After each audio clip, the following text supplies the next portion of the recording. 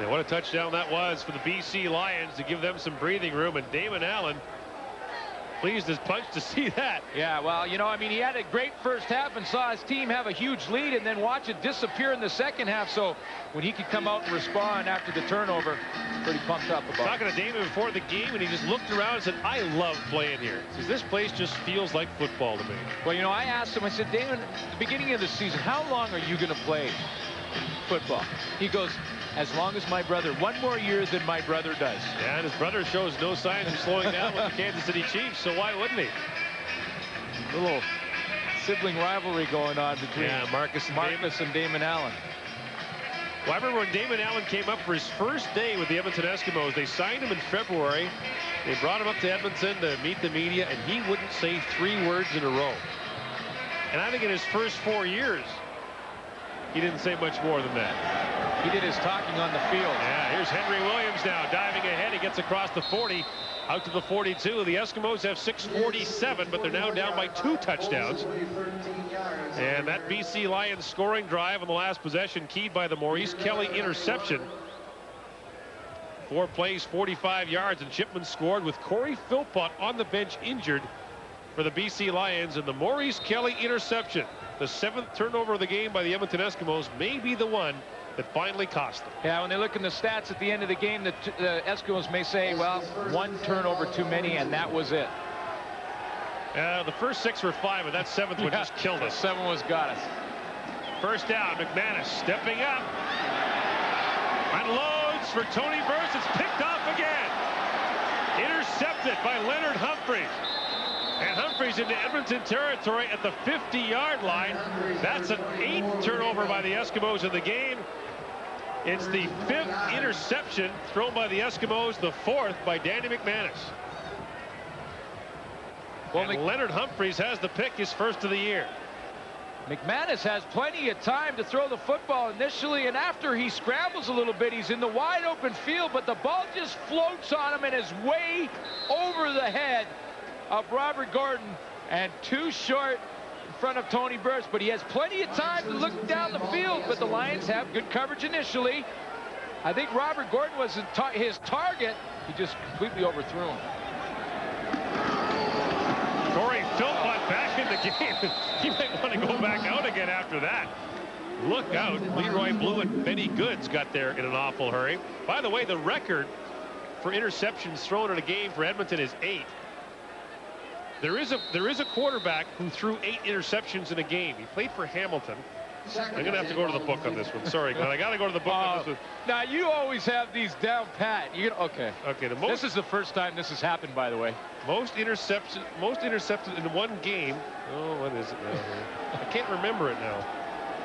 I'll get it for you. Don't worry. Damon Allen from the shotgun. Allen now running for his life. Leroy Blue chasing after him. And Allen unloads it, and it's incomplete. Looking for Mike Trevathan. Well, the front 4 for the Edmonton Eskimos haven't given up, even though they've seen all these turnovers and spent a ton of time on the football field tonight. They're going to keep chasing after Damon Allen and Leroy Blue. The record for most interceptions thrown by one quarterback in a game is 7, shared by 3 players: Sonny Wade, Bernie Filoni, and Al Doro. Bernie Filoni was that Hamilton quarterback who did it, the Hall of Famer for the Ticats. Sorry, Bernie. Sorry to bring it up. Well, you know, yeah, he wants you to forget about it. Lou Pasaglia, the punt. Can't get it away. Now throws it ahead, and it's scooped up by Mike Sellers. Laterals it forward to Errol Martin. Martin's brought down at the 27-yard line. This will come back a piece on the forward lateral. 4:57 to play in the 4th quarter. Do the Eskimos have some life in them yet? We'll find out when we come back. Yard. The give goes off to Tony Burst. He lost the football. Picked up by the Eskimos, and it might be enough for the first down. Eric Blunt jumped on the football. He needs to get down to about the 23.5-yard line, and I think he does have the first down. The Eskimos recover. That might be a case where a turnover actually benefited the Edmonton Eskimos. I was going to say the 9th turnover may not have killed them, but saved them. Covered by Blunt. They're measured now. The measurement to decide the game.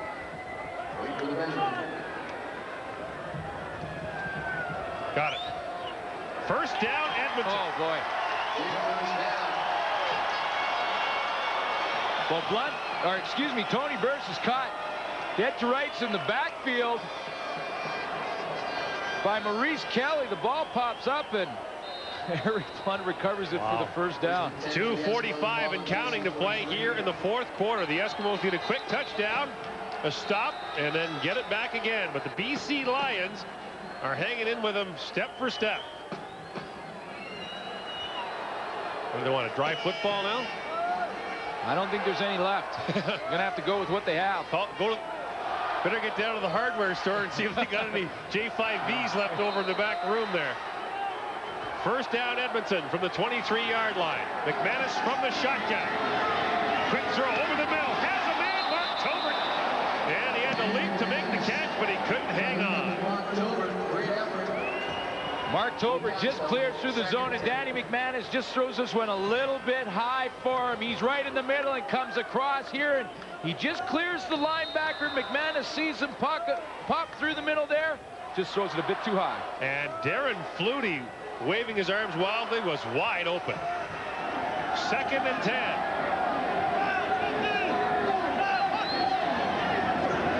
Here comes the rush. McManus fires, and oh, what a shot. Darren Flutie took a shot, made the catch, and is very close to an Edmonton first down. He got rocked. Well, he went back to the huddle and said, I was wide open, just look for me. Unfortunately for him, he wasn't wide open on this play, but did come up with a catch, and he did get sandwiched right there. Helmet to helmet, too. Now another measurement, and you can see Flutie kind of... Do I play for Edmonton still or BC? I know I have a BC Grey Cup ring. Let's see. I'll just go catch the ball. That's all I need to do. I'll figure out who I'm playing for later. I'll tell you what, if you're the BC Lions right now, you get somebody on him and you don't let him go. Yeah, maybe two. First down from the 13-yard line. McManus to the end zone. Eddie Brown had it knocked away. That was very close to pass interference. Well, Eddie Thomas, who's got 2 interceptions in the game, battling with Eddie Brown. This has been a battle. 2 interceptions for Thomas, and Eddie Brown's also caught a big touchdown. Now, you be the judge. Is this interference? Coverage initially, little bump there. Receivers, I'll definitely say yes. Yes, I would say so. 2nd and 10, Edmonton. 2:11 to play in the fourth quarter. Early movement, flags are down. Free play for Edmonton. McManus, end zone, Tobert. Now pass interference to be called on Tyrone Chapman, who hooked Mark Tobert in the end zone. No question there. So you wave off the offside, you take the pass interference, that'll be 1st and goal from the 1. Yeah, and, you know, where there was question on the Eddie Thomas play on Eddie Brown, there was absolutely no question that Tyrone Chapman interfered with Mark Tobert on that one.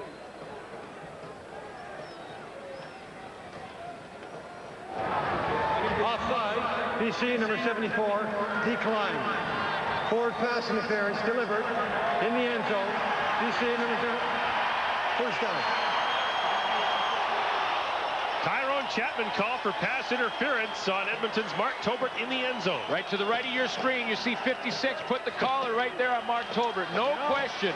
You know, I know you defend defensive players all the time. No, not that time. No. But he's not a DB, he's a linebacker. First and goal from the 1. McManus, Tony Burse, up over, touchdown.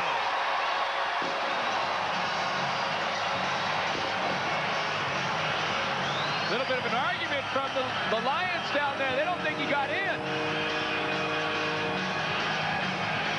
Tony Burse goes in for his 3rd touchdown of the year. And there goes that fire truck that you hate so much. Oh, there it goes. Talk about the athletic ability of Burse. Look how high he gets. Pete Miller hits him right in the hole, and Robert Holland as well. And if he got in, it was only just. Now Sean Fleming for the point after. This to pull Edmonton back within a touchdown. The Edmonton Eskimos went 6 full quarters without scoring a touchdown in the last 2 weeks, but now have exploded. Now they're 4 in the second half here. Now, Coach Gord Miller here. Now, do you start about this one?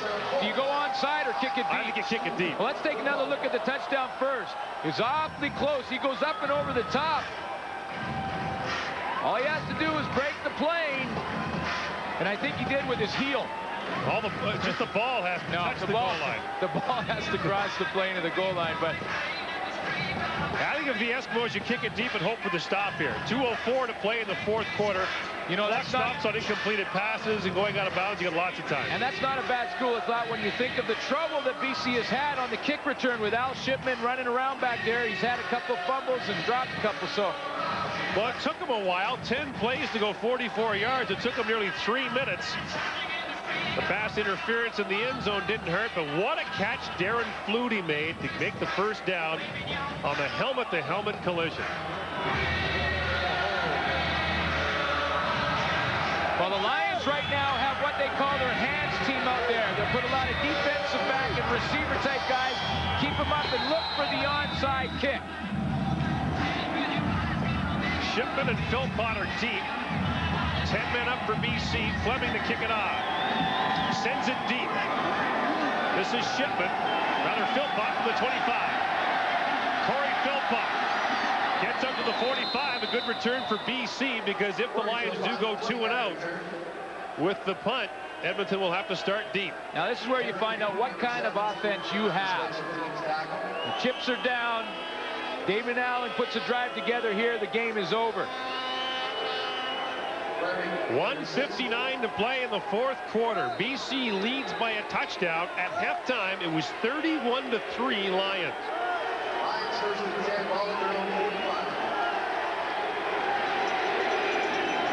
Allen's having a good night. Millington in motion. On first down, they give it to Philpott. Not much. A flag comes down at the end. Holding against the Lions. Well, now do you take it? Yeah, I think you take it. Get that field position advantage if you can. You know they're going to be in 1st and 20. Defense is playing pretty good for Edmonton. I think you decline it. If you decline it, it's 2nd and long. And Ron Lancaster has decided he'll decline that penalty. Holding, BC number 65, decline. Well, this could be. Now the clock will start. Well, as soon as Ken Lazarick blows play in, the clock will start. Now 2nd and 7. 2nd and a long 7, which is what it is right now, is convertible. This could be a big decision right here for Ron Lancaster, whether or not it backfires. Clock is running at 1:45. 2nd and long for the Lions. Flags are down. There was early movement, and the Eskimos are indicating that the Lions drew them off. I'll tell you what, BC looks like they go offside almost every time on offense. And Leroy Blue's indicating it's against the Lions, and it is. Only difference is... Now, you have to take that because the play was blown dead. And that will stop the clock. Well, I couldn't pick up from our angle who was offside on the play or the illegal procedure. Looked like the right tackle. BC number 64. Yeah. Still 2nd down. Mo Elwanibi goes a little too quick. Mo Elwanibi is the left tackle on the play. And right here, take a look and see. Yeah, drops that left foot. He has that almost every down, though. And I've been surprised it wasn't called earlier. Well, Melvin Hunter lines up so wide that he wants to try and get every advantage that he can and get back there in his pass block position. 17th penalty against the Lions in this game. For a team that began this week 3 as the 2nd most penalized team in the league. Loss of 5 on the penalty. Now it's 2nd and 13. The clock will not start until the ball is snapped.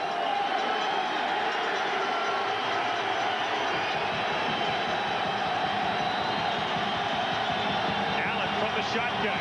Can't get away. Willie Pless ran him down. The BC Lions will be forced to punt With 1 minute and 30 seconds to go in the fourth quarter, the Edmonton Eskimos will get the ball back. David Allen saw a hole in the Edmonton defensive line right here and thought he could run the quarterback draw on his own. I don't think this was a call play. I think he saw it, but it closed up in a hurry with McCready and Benny Good sliding into the middle. Now the Edmonton Eskimos put Eddie Brown back on punt return. It'll be Brown and Williams back deep for Edmonton. Eddie Brown returns a lot of kickoffs, but not many punts. Pasaglia had a punt from his 35.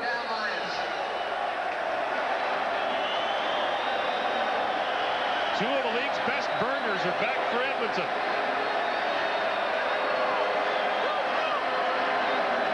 And those who stayed through the rain are getting a treat tonight in Edmonton. Hands, gentlemen, hands. And they almost got there. No flag on Pasaglia. This is Gizmo from the 20. Nothing doing. Great special teams work by Brad Yamoka, the backup fullback. The Eskimos went after Pasaglia, didn't get it, and didn't get much on the return. In fact, they might have lost a couple. And Brad Yamoka, the third-round pick out of UBC, makes a big play. And I'm thinking Louis Pasaglia, at 43 years old, does not need this. That kind of pressure and that big of a kick. He gets it off. I don't know how he did. And then the big tackle by Yamoka downfield. And 24-year-old Brad Yamoka hustles down on the cover. Now the Edmonton Eskimos begin at their own 18. 1:20 to play in the fourth quarter.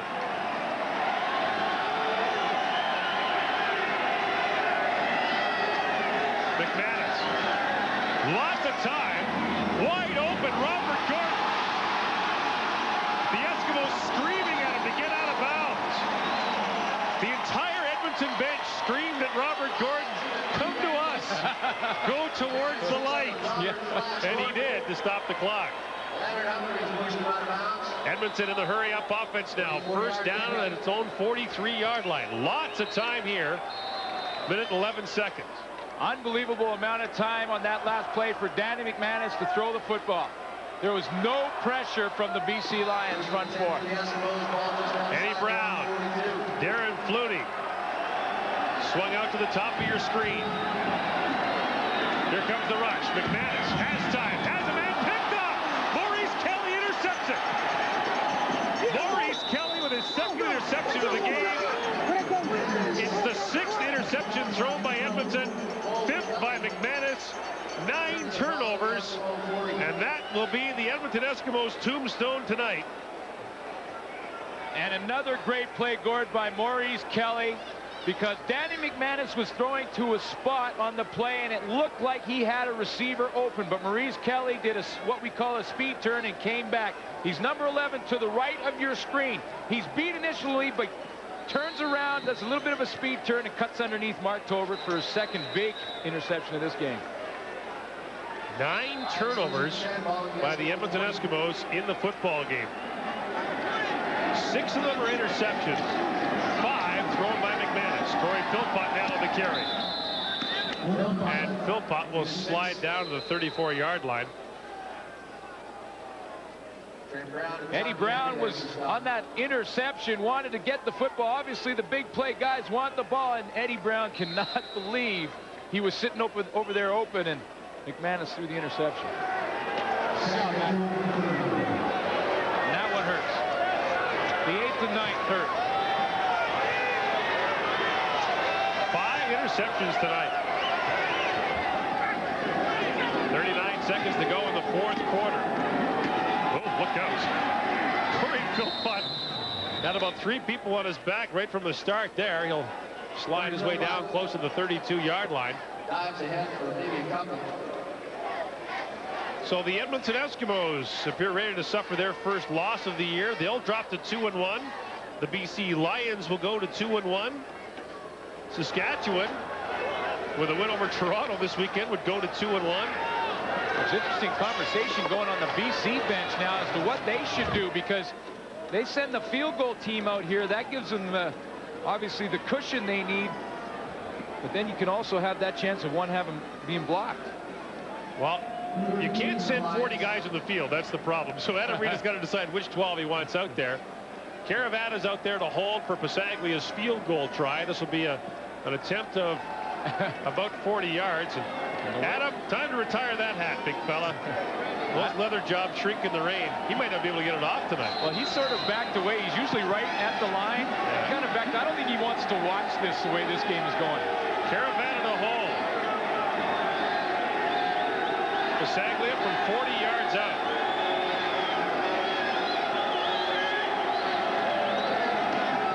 Caravana gets it down. Pasaglia puts it up and through.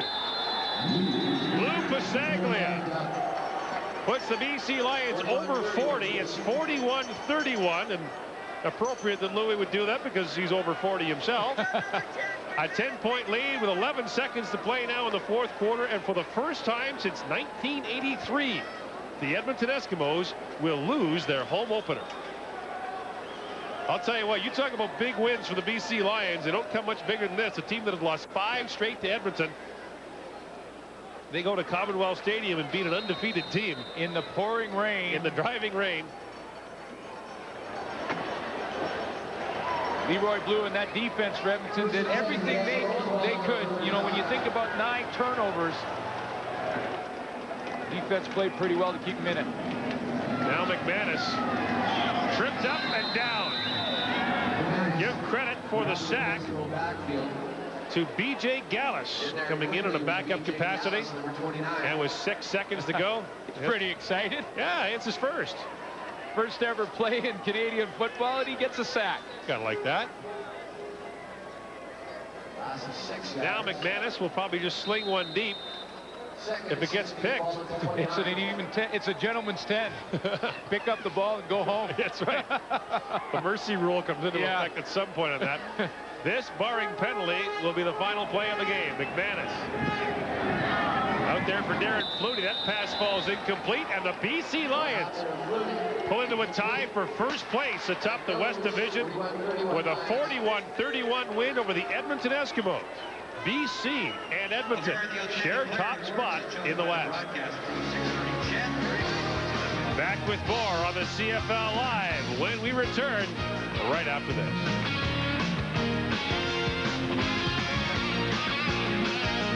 BC Lions turnovers cost the Eskimos, putting them behind the 8 ball early on in this game. The fans came well prepared for the bad weather, but their team sure didn't. The Eskimos' first play from scrimmage. Eric Blount hit by Tyrone Chapman, fumbles. Virgil Robinson says thank you very much.